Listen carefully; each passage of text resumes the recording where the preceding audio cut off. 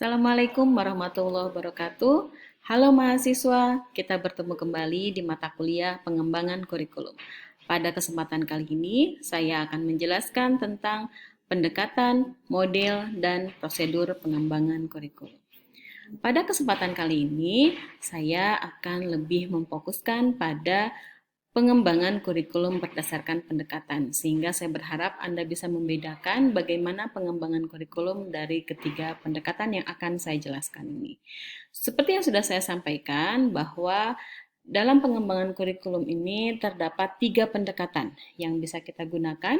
Yang pertama adalah pendekatan top-down atau administrative line. Yang kedua adalah pendekatan grassroots atau bottom-up. Dan yang ketiga adalah pendekatan dekonsentrasi. Mari kita jelaskan satu persatu.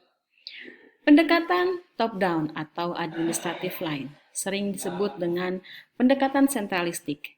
Dalam membuat keputusan atau kebijakan dalam pengembangan kurikulumnya biasanya ditentukan oleh pihak pusat. Pusat ini siapa?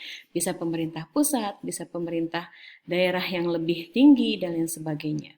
Kurikulum ini lebih memfokuskan pada pemenuhan pola pikir pihak atasan atau birokrat dalam pendidikan.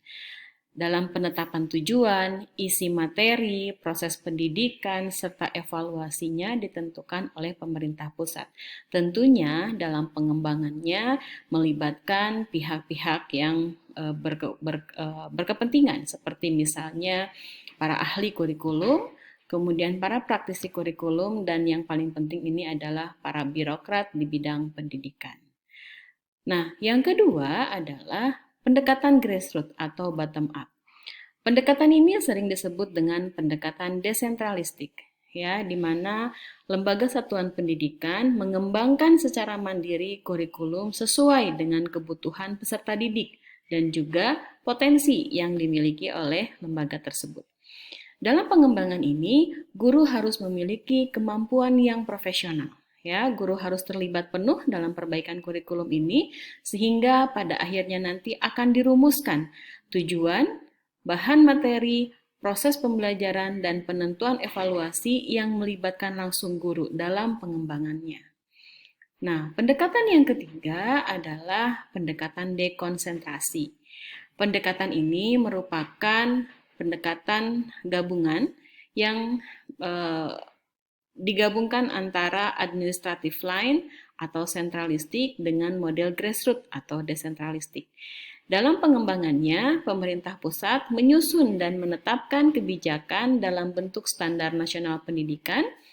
Kemudian satuan pendidikan mengembangkan kurikulum tingkat satuan pendidikan yang disusun berdasarkan standar yang telah ditetapkan pemerintah. Saat ini, kurikulum di Indonesia menggunakan pendekatan dekonsentrasi, di mana pemerintah telah menyusun standar nasional pendidikan.